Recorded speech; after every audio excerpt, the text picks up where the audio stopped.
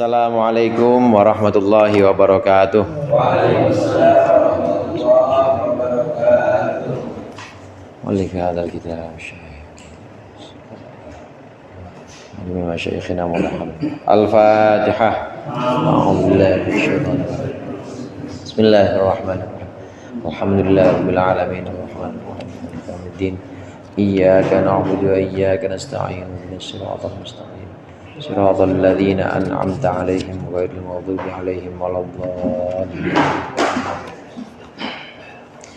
Alhamdulillah wassalatu wassalamu ala sayyidina Muhammadir Rasulillah wa ala alihi wa ashabihi wa man tabi'ahu hudahu wa jama'atah wala haula wala quwwata illa billah. Amma ba'd.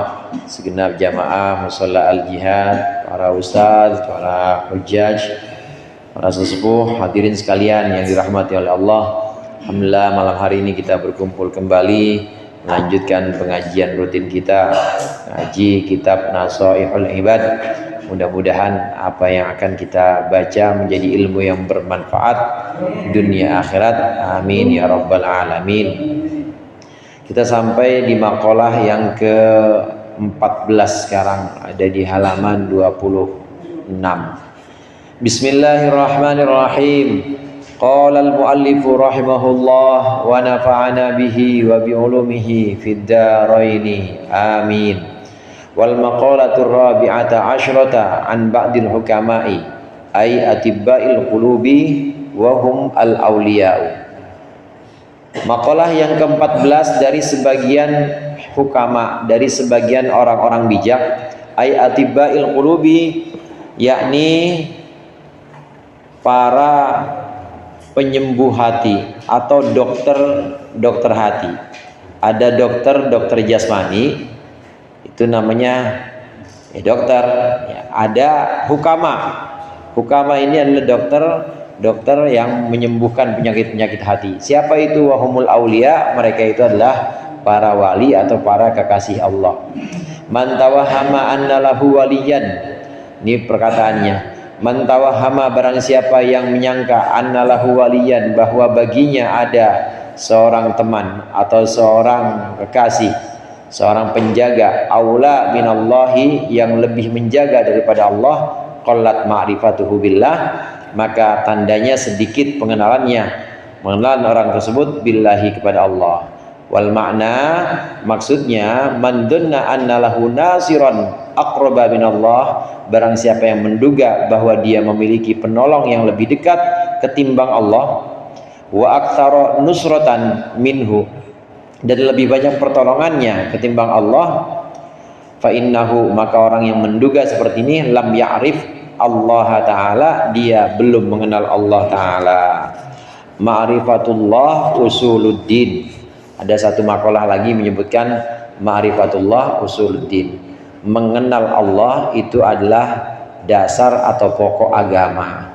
Kalau kita nggak kenal Allah, ya kita nggak mungkin menyembah Allah. Lalu bagaimana kita mengenal Allah? Pertama, ma'rifatullah usuluddin ini yang dimaksud, mengenal Allah ini adalah dasar atau pokok agama. Yang dimaksud adalah kita belajar ilmu tauhid, belajar akidah, pengenalan kita kepada Allah tentang sifat-sifat Allah, asma-asma Allah. Di antara sifat-sifat Allah yang kita kenal, wujud, hidam, baqa, mukhalafatul hawadithi, dan seterusnya. Di antara sifat-sifat Allah yang ada pada Asmaul Husna, Ar-Rahman, Ar-Rahim, Al-Malik, Al-Quddus. Pada hafal semua kan ya? Insyaallah. Insyaallah hafal. Insyaallah hafal. Insyallahnya hafal. Ya Rahman ya Rahim ya Malik ya Qudus ya Salam ya Mu'min ya Muhaimin ya Aziz Jabbar Mutakabbir ya Khaliq ya Bari Masrur ya Ghaffar ya Qahhar ya Wahhab, yang itu dan seterusnya sampai ya Sabur, terakhir itu 99 ya Sabur. Ini sifat-sifat Allah. Kalau kita teliti maknanya, kalau kita tahu mengerti maknanya, maka itu adalah sifat-sifat yang ada pada zat Allah. Nah, mengenal Allah ini dasar. Kalau kita ingin akidah kita kuat, tauhid kita kuat, la ilaha illallah, tidak ada Tuhan selain Allah, pokoknya nggak punya andalan, nggak punya pegangan selain Allah, nggak pegangan sama bos, nggak pegangan sama majikan, nggak pegangan sama kerjaan. nggak menjadikan andalan tokonya sebagai andalan, nggak dijadikan andalan, bahkan tidak menjadikan ilmunya sebagai andalan. Kalau yang seperti itu sudah mengenal seperti itu, maka dia benar-benar mengenal Allah. Nah, mengenal Allah ini hadirin dasar. Kalau kita tidak mengenal Allah, maka kita tidak bisa menyembah Allah. Ya, kita menyembah sesuatu yang tidak kita kenal kan aneh. Pasti kita menyembah sesuatu yang kita kenal. Maka minimal kita kenal sifat-sifat yang pokok yang ada dalam sifat 20 itu. Wujud, qidam, baqa, bahwa Allah wujud, ada.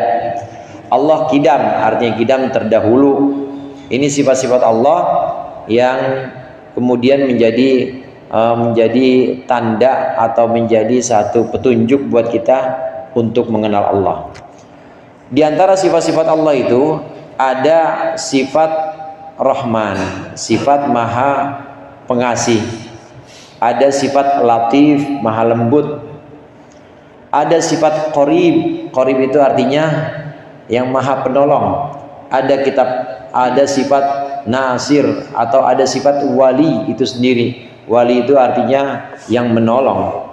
Nah, sifat-sifat Allah ini dari dulu ya seperti itu, dan Allah dari dulu ya seperti itu. Allah tidak berubah, adalah sebagai wali, yaitu sebagai yang nolong orang-orang mukmin. Allah sebagai wali, wali itu adalah yang menyertai orang-orang mukmin, orang-orang Islam. Dan seterusnya seperti itu, tidak akan berubah. Allah itu punya sifat Rahim, yang maha penyayang. Allah punya sifat Muntakim, yang maha membalas. Punya sifat Syadidul Iqab, yang maha berat siksanya, yang maha dahsyat siksanya. Nah, kalau kita tahu bahwa Allah itu maha dekat, Allah itu maha menolong orang-orang Islam, maka pasti kita yakin bahwa Allah pasti akan menolong kita. Hadirin jamaah rahimakumullah, banyak di dalam Al-Quran itu ayat-ayat yang menyebutkan Allah itu adalah walinya orang yang beriman, atau Allah itu adalah kekasihnya orang-orang yang beriman, atau penjaga dan penolong. Allahu waliyul ladina amanu yukhrijuhum minadh-dhulumati ilan nur. Allah adalah penjaga, pembela orang-orang yang beriman. Allah mengeluarkan orang-orang beriman dari kegelapan menuju cahaya. Disebutkan di sini wali. Apa sih makna wali di sini? Syekh Nawawi Banten mengartikan wali ini seseorang yang dekat, akrab di situ. Kemudian seseorang yang menolong. Jadi yang dimaksud dengan wali adalah orang di sini. Allah maksudnya wali, waliyul ladzina amanu, atau Allah adalah walinya kita. Artinya wali itu adalah dekat sekaligus menolong. Allah dekat sekaligus menolong kita. Pasti itu. Allah pasti dekat dan pasti menolong kita. Ada kedekatan yang sifatnya ini ma'iyah, ada ma'iyatu ilmin, ada kedekatan yang sifatnya ini mengetahui. Nah, kalau dari sisi pengetahuannya, Allah dekat kepada semuanya, pasti. Allah dekat kepada kepada orang-orang kafir, maksud saya. Allah dekat kepada orang-orang yang ingkar. Ini artinya dekat dari, kalau ditinjau dari pengetahuan Allah, maksudnya tahu Allah apa yang dilakukan oleh orang-orang kafir. Begitu juga terhadap orang-orang Islam. Allah tahu apa yang dilakukan orang Islam, ini dekat. Nah, tapi kedekatannya kepada orang-orang Islam, Allah selain dekat dari aspek atau dari sudut pengetahuannya, artinya mengetahui keadaan orang-orang Islam, tapi Allah juga wa imaiyatun nasrin, Allah juga bersama orang-orang Islam dengan pertolongannya, pasti. Nah, nasihat yang pertama di sini, barang siapa yang menduga bahwa ada penolong selain Allah, maka berarti dia belum kenal Allah. Padahal tidak ada penolong selain Allah. Orang yang menganggap bahwa ada yang bisa nolongin dia, kayaknya majikan bisa dah, cuma majikan yang bisa nolongin saya, maka dia belum kenal Allah. Ada orang menganggap bahwa saya kalau nggak kerja bakal mati nih kayaknya. Kalau warung nggak buka, kalau warung Jumatan tetap Jumatan tutup, kayaknya bakal bangkrut nih saya ini. Udah nggak usah Jumatan, dah buka terus aja misalnya. Orang yang mempunyai anggapan bahwa ada penolong dia selain Allah, maka dia belum kenal Allah. Bahkan sampai kepada ini hadirin, sampai kepada takdir atau sampai kepada ketetapan Allah. Kalau seorang ditetapkan oleh Allah sakit misalnya, meskipun kelihatannya kesulitan, itu merupakan satu kesulitan, musibah, penderitaan, tetap itu adalah bagian dari kemahalembutan Allah. Itu tetap bagian dari pertolongan Allah. Sebenarnya orang kalau lagi dikasih sakit, itu sebenarnya lagi diberikan pertolongan oleh Allah. Pertolongan untuk apa? Pertolongan kali-kali aja dia kalau lagi sehat bangor banget. Kalau nggak dikasih sakit, nggak istirahat tuh badernya, mana aja dia jalan. Dikasih sakit sama Allah, umurnya udah segitu, itu dikasih kesempatan oleh Allah untuk taubat, untuk dekat sama Allah. Orang dikasih kesulitan, seret mulu pokoknya rezekinya, apa aja pokoknya boncos aja, pokoknya proyek apa juga nggak ada yang jadi sama dia. Nah, ini sebenarnya bagian dari kemahalembutan Allah, bagian dari kasih sayang Allah. Kadangkala oleh Allah dibuat skenario seperti ini, dibuat satu alur cerita seperti ini untuk seseorang. Ini adalah bagian dari kasih sayang Allah yang maha lembut. Allah punya rencana lain, kenapa dia dikasih proyeknya semua gagal, dikasih rizkinya juga seret, gak kayak orang lain. Ternyata supaya dia tidak menjadikan rizki atau tidak menjadikan usahanya itu sebagai Tuhannya. Dia tidak menjadikan bisnisnya itu sebagai yang dia sembah dan dia agung-agungkan. Artinya ada panggilan di situ, saudara. Kalau lagi dikasih musibah seperti bangkrut, penyakit, pasti di situ tetap ada kasih sayang Allah. Pasti itu tetap ada kasih sayang Allah. Begitu juga kalau ada orang ditetapkan oleh Allah maksiat, semua dosa, pokoknya apa aja dia cobain. Ya maksiat semuanya dia udah pernah ngerasain. Ini sebenarnya juga di situ ada panggilan Allah. Kadangkala ada dosa yang memang itu ditetapkan oleh Allah, tapi untuk menegur dia dan untuk membuat dia itu kembali kepada Allah. Seringkali dosa yang Allah tetapkan kepada seorang hamba ini adalah bagian dari panggilan Allah, bagian dari panggilan Allah. Kemarin taat terus, pokoknya tunduk patuh, soleh mengatakan soleh. Nah tahu-tahu kepleset maksiat. Sebenarnya tinggal buru-buru istighfar aja, Nah dari dua sisi ini yang tadi saya contohkan, dikasih kesulitan, proyeknya semuanya gagal, semuanya rezeki seret, atau ditakdirkan jadi orang yang salah atau penuh dosa. Ini adalah bukti sifat Allah. Kita harus kenal sifat Allah, diantaranya adalah sifat Qahhar. Qahhar itu artinya yang maha menang.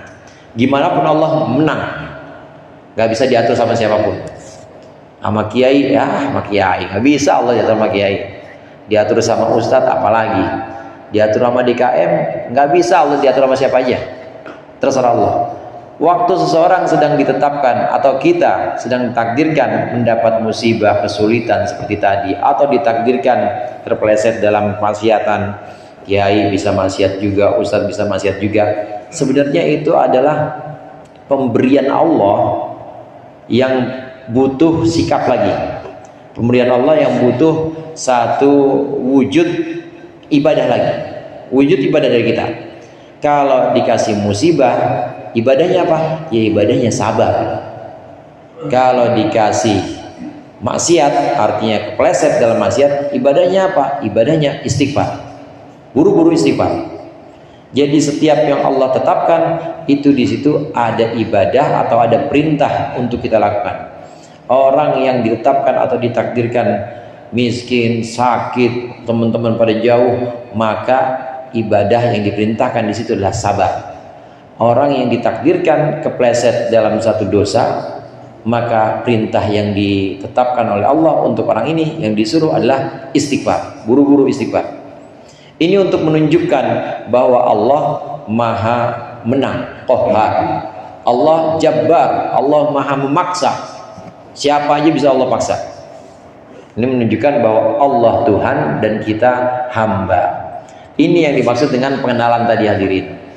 Ini yang dimaksud nasihat pertama, orang yang merasa bahwa selain Allah itu ada penolong lagi, atau ada penolong yang bisa menolong dia, kemudian dia beralih kepada penolong itu, maka dia belum kenal Allah. Padahal tidak ada penolong satupun selain Allah. Allah yang menolong kita. Bahkan dalam kesempitan pun itu Allah sebenarnya sedang memberikan pertolongan pada kita dengan perintah-perintahnya.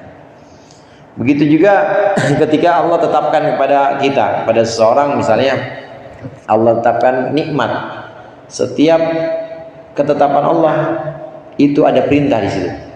Orang yang sedang ditetapkan, ditakdirkan rezekinya banyak, uang enggak habis-habis, asal ngerogoh kantong luber aja terus.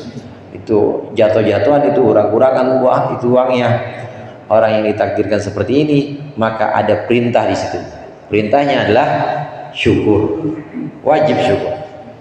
Begitu juga dalam ketaatan, ditakdirkan oleh Allah bisa ngaji, bisa sholat jamaah, bisa datang ke majelis-majelis zikir, kayak orang sini semua itu. Amin.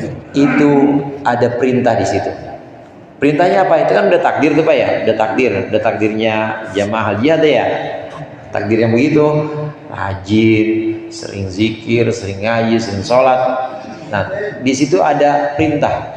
Perintahnya itu apa? Perintahnya adalah syuhudul minnah syuhudul minnah, menyaksikan pemberian Allah. Artinya kita bisa sholat, bisa ngaji, bisa datang ke majlis-majlis, itu adalah hadiah dari Allah, bukan kebiasaan kita.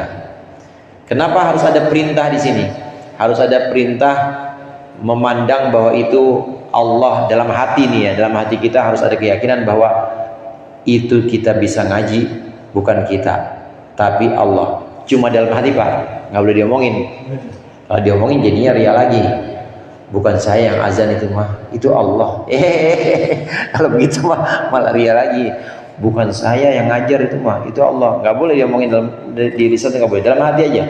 Dalam hati keyakinan kita, waktu kita ditakdirkan jadi orang yang taat, bisa ngaji, bisa sholat, bisa melakukan segala macam kebaikan, maka dalam hati harus la haula wala quwata illa billah. Artinya syuhudul minnah, artinya memandang itu semua pemberian Allah, itu ditegaskan dalam hati bahwa kita tidak bisa apa-apa, kita nggak bisa menjauhi maksiat, nggak bisa melakukan taat kecuali Allah yang bimbing kita. Ini semuanya bentuk kelembutan Allah. Nah, kelembutan yang tadi kita bahas ini, bentuk kelembutan, bentuk kasih sayang Allah, ini menunjukkan bahwa Allah ini adalah sangat dekat kepada kita, sangat dekat, dan tidak ada satu waktu, sedetik pun waktu yang lepas dari rahmat Allah. Coba deh, pasti satu detik pun waktu tidak ada yang lepas dari sayangnya Allah kepada kita, pasti. Mulai dari nafas, siapa yang kasih kita bisa nafas seperti ini? Belum minum tenggorokan, sampai tenggorokan selesai udah. Nah, sampai perut siapa yang ngolah? Makanan juga begitu. Paling kita cuma sampai mulut doang. Mulut, tenggorokan lewat, nanti udah masuk lewat kerongkongan atau udah masuk lewat ini perut, maka di perut udah ada tugasnya masing-masing. Udah ada yang bertugas dan kita nggak ngapa-ngapain. Itu kemudian jadi tenaganya kita pakai buat kerja, buat ibadah. Nah, itu semua bagian dari dekatnya Allah dan pertolongan Allah pada kita. Kalau kita mau merenungkan ini, kalau kita mau merenungkan lalu bersyukur, maka kita akan yakin bahwa Allah itu dekat. Nah, kalau kita yakin Allah itu dekat, maka kita yakin bahwa Allah akan menolong kita. Tidak mungkin Allah akan melepaskan kita atau Allah akan membiarkan kita, nggak mungkin. Pasti Allah senantiasa menolong kita. Karenanya keyakinan ini harus kita tanamkan dalam kondisi apapun, takdir apapun yang Allah tetapkan kepada kita. Di situ ada sifat rahmannya Allah, sifat rahimnya Allah. Takdir apapun yang ditetapkan kepada kita, di situ adalah semua pemberian Allah. Ini membuktikan bahwa Allah adalah maha dekat dan menolong kita. Nah, orang yang tidak punya keyakinan seperti ini, malah punya keyakinan bahwa selain Allah itu ada penolong, ya, dia minta tolong sama pohon sengon, dia minta tolong sama batu apa Bang Hasan, minta tolong sama batu akik, itu berarti dia belum kenal Allah yang seperti itu. Nasihat pertama. Kemudian nasihat yang kedua, waman tawahama anna lahu aduwan a'da min nafsihi, barang siapa yang menduga bahwa dia memiliki musuh yang lebih musuh dibanding nafsunya, qallat ma'rifatuhu binafsihi, maka sedikitlah pengenalannya kepada dirinya. Ai wa man dhanna anna lahu aduwan, maksudnya siapa yang menduga bahwa dia memiliki musuh aqwa yang lebih kuat min nafsihi, daripada nafsunya, al-ammarati, yang menyuruh keburukan, wal lawamati, dan nafsu lawamah, yaitu nafsu yang mencela. Lawamah itu nafsu yang lawamah, di situ artinya apa tuh? Enggak diarti nama dia, nanti saya jelaskan. Al-lawamah, nafsu yang mencela. Fa innahu lam ya'rif nafsah, maka dia belum kenal dirinya. Nah, di sini ada dua perbandingan. Perbandingan pertama, mengenal Allah. Kita harus mengenal Allah, bahwa Allah maha dekat dan maha menolong. Pasti Allah itu menolong kita.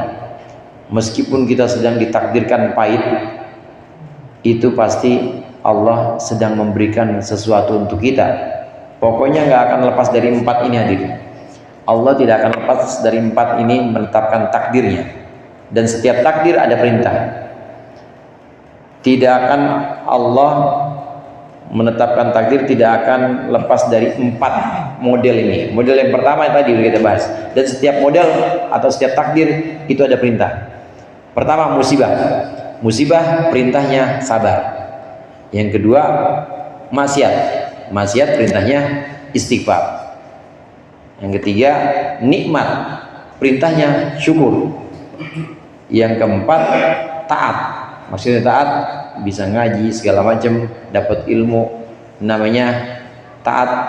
Ini harus syuhudul minnah, atau harus merasa la haula wala quwata illa billah. Enggak lepas dari itu ketentuan Allah. Nah, cara mengenal Allah, bagaimana cara mengenal Allah?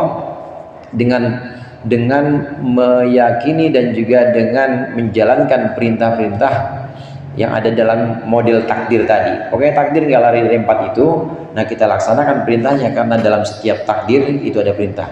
Dalam setiap kodok, kadang disebut kodok, kadang disebut kodar atau takdir. Dalam setiap takdir itu ada perintah yang harus kita jalankan.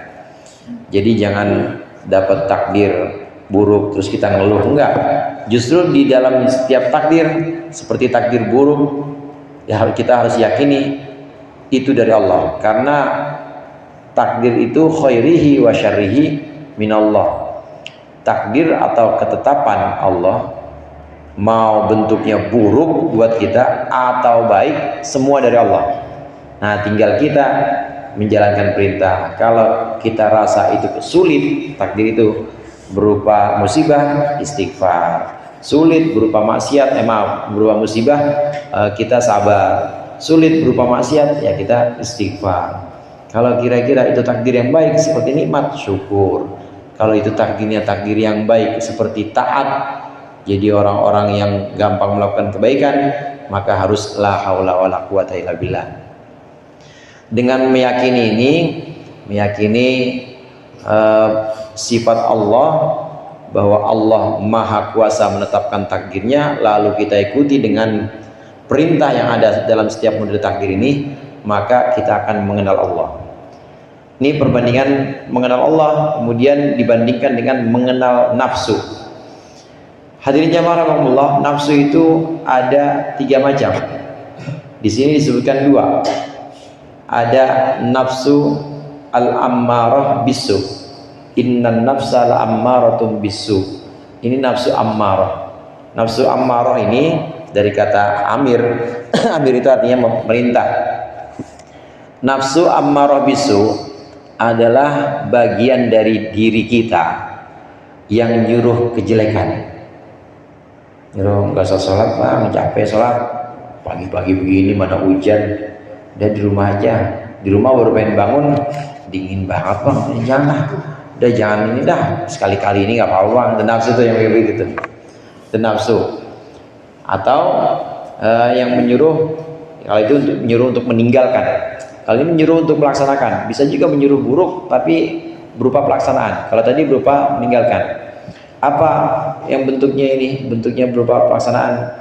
Nafsu, sholat bang, sholat aja harus. Kalau kita udah nurut nih, kalau kita nggak mau nurut yang model pertama, kita nggak nurut dengan model yang pertama, bangun subuh tetap jamaah masjid, hujan-hujan pakai payung pokoknya, musola tetap dia jalanin. Kalau kita dirayu pakai cara pertama nggak bisa, pakai cara kedua sama nafsu, ya udah bang, sholat bang, cakep. Harus abang yang imam, jangan ada orang lain. Di kampung ini kan abang doang yang paling jago, begitu nama nafsu. Harus pengen maju tuh, akhirnya tambah rajin, kelihatannya tambah rajin dia ke masjid, dan tambah nih kayaknya masjid kecil amat ya, pengen nyari masjid yang gedean lagi biar jadi imam. Terus jadi nafsu itu bisa berupa pelaksanaan, bisa berupa suatu untuk meninggalkan. Nah yang sifatnya meninggalkan ini ya kemalasan atau pengingkaran kepada wajiban. Nggak wajib nggak usah Ramadan, nggak usah wajib, nggak usah puasa aja, nafsu juga. Atau berupa perintah, udah bang ibadah terus aja, udah bang pokoknya sedekah yang banyak. Orang digodain pakai cara pertama nggak berhasil dia, tapi pakai cara kedua, sedekah bang, karena dengan sedekah abang kasih ke fakir miskin, abang kasih ke tukang-tukang itu, ntar bisa nyuruh gampang. Lu udah gua kasih, kudu mau lu gue suruh. Kan gue yang ngasih ini semuanya. Jadi kan abang bisa ngatur-ngatur. Abang bisa ngatur-ngatur. Kalau abang ngasih duit banyak, kasih aja bang, sedekah aja. Tujuannya sedekah bukan karena Allah, tapi tujuannya sedekah karena pengen nguasain orang yang dia kasih. Nafsu juga itu. Nah nafsu yang seperti ini namanya nafsu ammarah bisu, nafsu yang menyuruh keburukan. Nah ada lagi nafsu al-lawwamah, an-nafsul lawwamah. Nafsu al-lawwamah ini yang dia belum bisa taubat, dia belum bisa insaf dari kesalahannya, tapi hanya bisa mencela. Iya ya, gue kenapa gini amat ya, itu namanya nafsu lawwamah. Jadi bisa mencela, belum bisa beranjak dari kesalahannya, tapi hanya bisa mencela saja. Dia belum sadar, hanya bisa iya jelek ya, sebenarnya yang begini jelek nih, nggak boleh dilakuin nih, nggak sholat subuh. Sebenarnya yang begini jelek nih, sholat subuh jamaah tapi pengennya jadi imam, pengennya dilihat orang. Itu dia lawamah namanya, nafsu lawamah. Nah satu lagi ada nafsu namanya an-nafsul mutmainnah. An-nafsul mutmainnah ini sudah bisa naik tingkatnya. Dia sudah meninggalkan ajakan-ajakan yang buruk dari hawa nafsu, baik berupa ajakan untuk maju perintah atau untuk meninggalkan. Ini dia sudah bisa naik dari nafsu lawamah dan juga dari nafsu ammarah. Ini perlu kita kenali. Kenapa? Karena di sini disebutkan tadi, barang siapa yang merasa bahwa ada yang lebih musuh dibanding hawa nafsunya, dibanding nafsunya, maka dia belum mengenal nafsunya sendiri. Kita harus mengenal nafsu, karena tidak ada musuh yang paling berat, tidak ada musuh yang paling benci kepada kita kecuali hawa nafsu. Kalau musuh di luar mah masih bisa dinego, kadang-kadang kita damai-damai dan masih bisa. Kalau nafsu itu, nafsu lawamah, nafsu amarah, itu selamanya akan jadi musuh kita. Nah terus bagaimana? Harus kita tundukkan. Cara menundukkannya bagaimana? Cara menundukkannya adalah dengan syariat, dengan aturan-aturan agama. Apakah nafsu ini bisa dibunuh? Nggak bisa, Pak. Nggak bisa dibunuh. Nafsu ini tetap akan ada, karena kalau bunuh nafsu ya bunuh kita sendiri namanya. Ya, orang yang ada di dalam kita. Tapi harus diarahkan sesuai dengan syariat. Boleh nggak sedekah? Boleh sedekah. Yang nggak boleh itu apa? Yang nggak boleh itu sedekah niatnya buat ngatur orang. Boleh nggak jadi imam? Boleh. Mau ke masjid yang lebih gede lagi? Boleh nggak? Boleh. Malah bagus yang jamaahnya lebih banyak. Boleh. Yang nggak boleh itu keinginan untuk dihormati ketika jadi imam, yang nggak boleh. Jadi tetap diperbolehkan, karena memang tabiatnya nafsu seperti itu. Tabiatnya ingin selalu maju, ingin selalu mimpin. Jadi kalau sekarang musolah, besok mah harus masjid misalnya.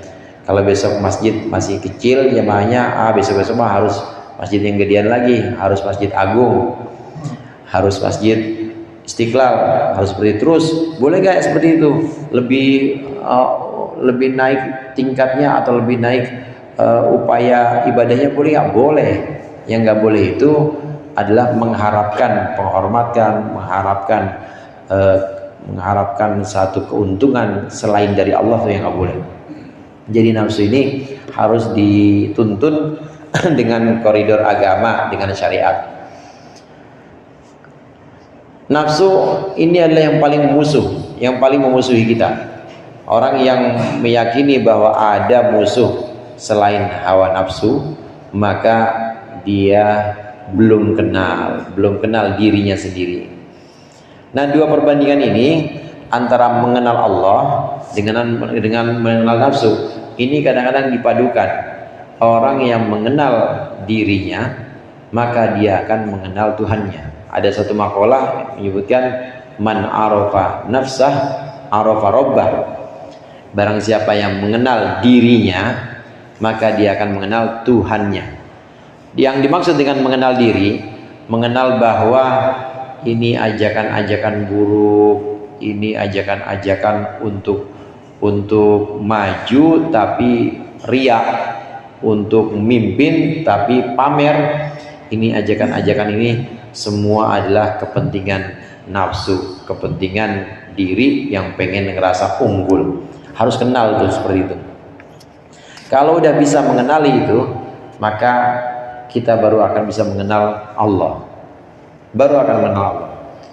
Satu. Yang kedua, bisa juga selain dengan pengenalan tadi, kita mengenal bahwa diri kita hamba, Allah Tuhan. Kita harus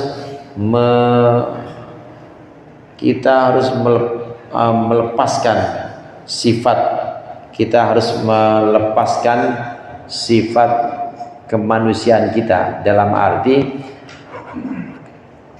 kehambaan kita ini harus kita benar-benar tegaskan bahwa kita hamba. Yang namanya hamba itu pasti nurut. Allah perintah buat ngaji, ngaji. Allah perintah buat zikir, zikir. Allah perintah buat puasa, puasa. Namanya hamba karena kita pengen mengenal diri kita. Kita hamba, maka kita harus nurut sama perintah-perintah Allah. Dan kalau kita tunduk kepada perintah Allah, maka sekaligus menegaskan, kalau kita tunduk berarti kita menegaskan bahwa Allah Tuhan kita.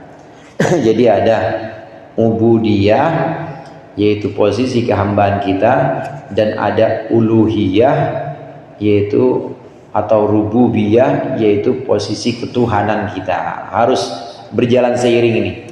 Harus berjalan seiring antara kesadaran bahwa kita hamba dengan kesadaran bahwa Allah adalah Tuhan kita, ini berjalan seiring.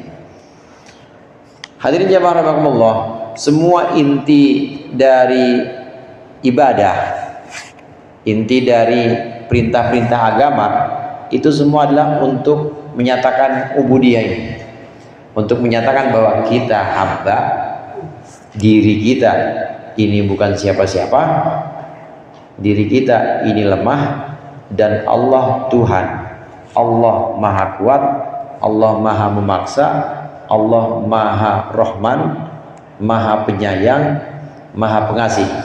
Jadi jangan pernah ngerasa bahwa Allah meninggalkan kita, jangan pernah merasa bahwa Allah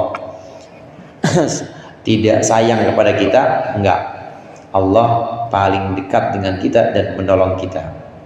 Dengan dua pernyataan ini, ubudiyah sekaligus menegaskan uluhiyahnya Allah, menegaskan rububiyahnya Allah, maka seseorang akan benar-benar mengenal Allah melalui ibadah-ibadah ini.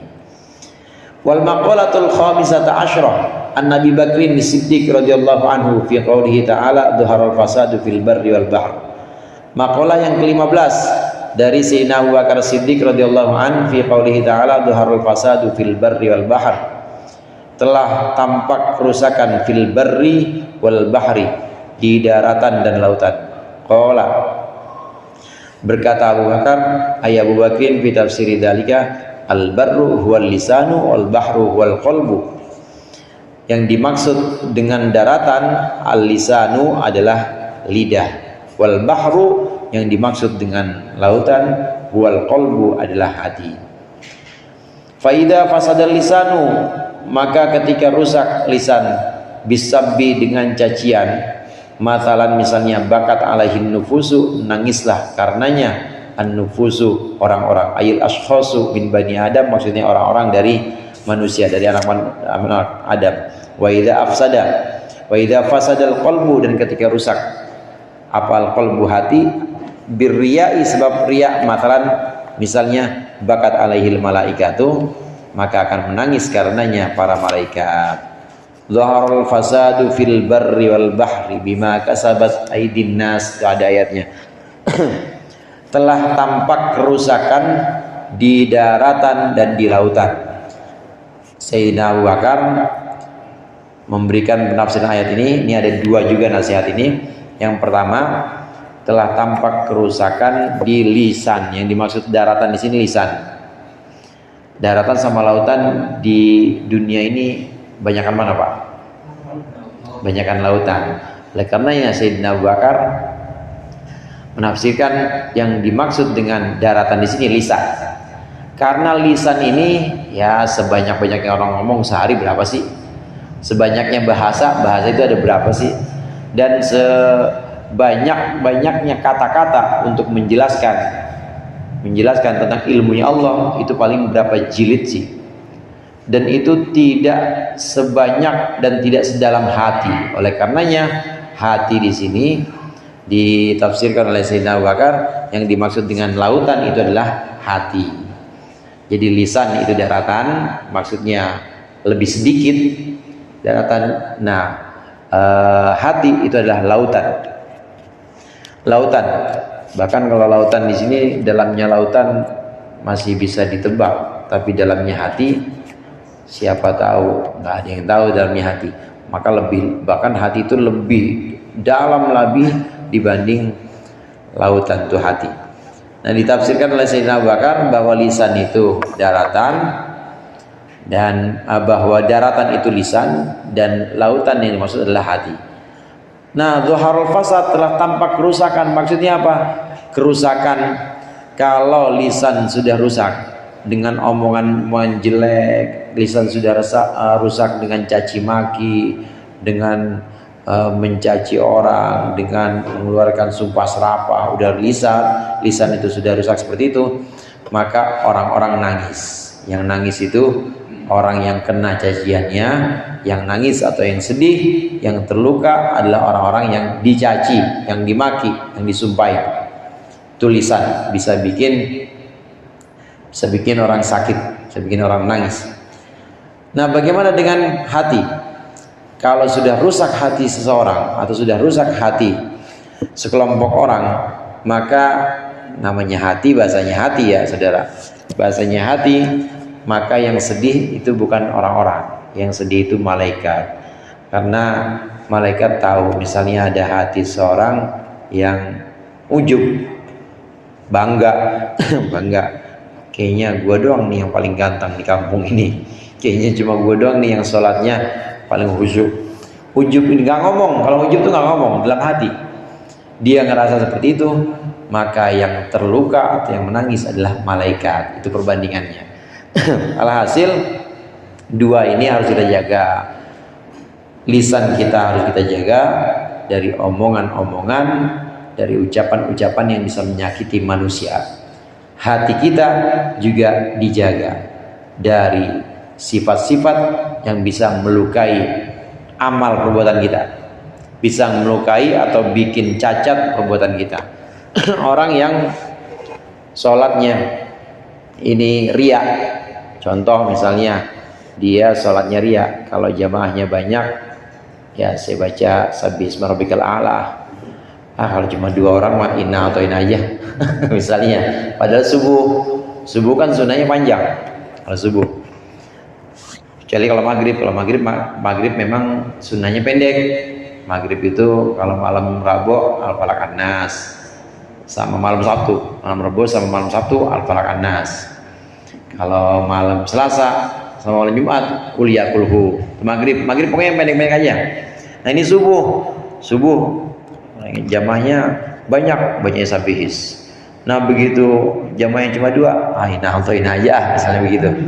Ini menunjukkan bahwa hatinya, amal dia, sholat dia, hatinya ini bukan karena Allah. Jadi udah rusak hatinya, rusak yang seperti itu. Kerusakan hati yang seperti ini akan membuat cacat amal kita, ibadah kita. Yang sedih bukan manusia, yang sedih malaikat kalau cacat hatinya. Kalau cacat lisannya artinya mengeluarkan sumpah serapah caci maki, yang sedih manusia.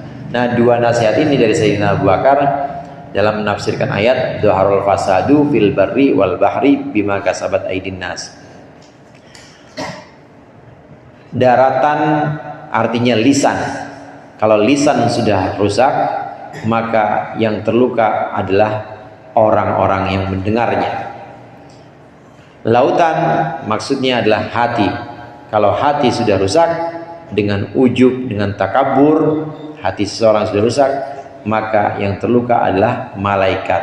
Yang terluka adalah malaikat, karena malaikat melihat cacatnya amal ini. Tahuan, malaikat tahu cacatnya amal seseorang.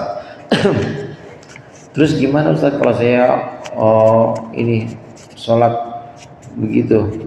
Jangan berhenti, tetap terusin aja. Karena kalau berhenti, orang pengen sholat musola atau sholat ke masjid, terus ada perasaan atau ada gejolak dalam hatinya, di rumah aja, gua takut riya. Dia tinggalin masjid, nggak jadi sholat di masjid, dia sholat di rumah, cuma gara-gara omongan dalam hatinya bahwa jangan ke musola lu ntar riya. Riya juga itu masuk riya juga. Karena yang dimaksud dengan riya ini adalah mengharapkan orang melihat, mengharapkan orang memandang atau bukan memuji, memandang dan menganggap dia. Jadi dia sebenarnya nggak sholat di musola, nggak sholat di masjid, sholatnya di rumah. Ada kepengenan juga, gue pengen orang-orang tahu nih kalau gue nggak kayak orang banyak, gue mau di masjid, gue mau sholat, tapi gue pengen di rumah. Gue pengen orang-orang tahu kalau gue tuh ikhlas, kalau gue tuh gak riya. Tetap ada keinginan itu. Kadangkala riya, seringkali riya muncul bahkan dalam kesendirian. Nggak tampil, dia milih di rumah aja. Ngapain di rumah aja? Pengen supaya orang-orang tahu bahwa gua orang yang nggak suka tampil. Pengen supaya orang tahu. Nah di sini itu. Pengen orang-orang nilai bahwa gua orang tawadu. Pengen orang-orang tahu bahwa gua ini orang yang nggak senang dengan ketenaran. Dia di rumah aja. Di rumah aja meskipun nggak dilihat orang, itu riya juga. Kenapa riya? karena di situ ada imajinasi dia, ada khayalan dia bahwa nanti sewaktu-waktu gua keluar, orang-orang biar pada tahu bahwa gua sholatnya mah di rumah, bahwa gua mah nggak suka ketenaran, bahwa gua mah nggak suka kemasyuran. Jadi sekali lagi, andai ada dorongan buat sedekah, terus ada yang bilang jangan sedekah lu ntar ria, lawan aja. Karena kita mengurungkan sedekah, kita menggagalkan sedekah, itu ria juga. Nanti udah nggak sedekah, nanti nggak jadi jamaah, nggak jadi sedekah, itu ada harapan lagi, harapan supaya orang-orang tahu bahwa gue bukan orang yang ria. Nah, ini kondisi hati hadirin, kondisi hati atau amal-amal batin ini harus ditata terus, harus kita latih dengan ikhlas, kita latih dengan tawadu, dengan ridho. Karena kalau tidak dilatih maka akan rusak. Kerusakan hati ini akan merusak amal. Nah, kalau merusak amal maka yang sedih adalah para malaikat. Wal maqalatu tsalitsata asyra. La. Wal maqalah berapa tuh? Wal maqalatu belum ganti ya. Qila al hikmatu fi anna lisan wajidun tafniyatun lil abdi wallahu a'lam bissawab. Mudah-mudahan bermanfaat. Lebih kurangnya mohon maaf. Wallahul muwaffiq ila aqwamit thoriq. Assalamualaikum warahmatullahi wabarakatuh.